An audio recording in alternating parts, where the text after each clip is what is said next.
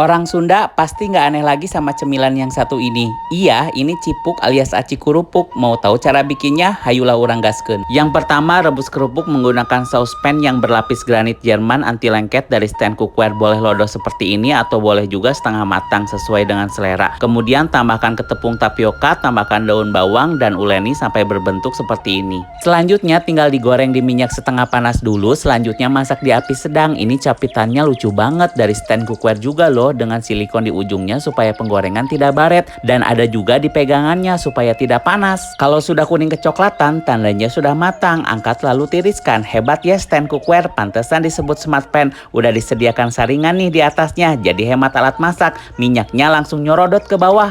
Untuk sambal cocolannya, cabai rawit domba, bawang putih, dan garam diulek kasar aja. Kemudian tambahkan gula merah, ulek, dan terakhir tambahkan air asam jawa. Ini enak banget dicocol ke sambal, makin seger. Wilujeng nyobian pemirsa.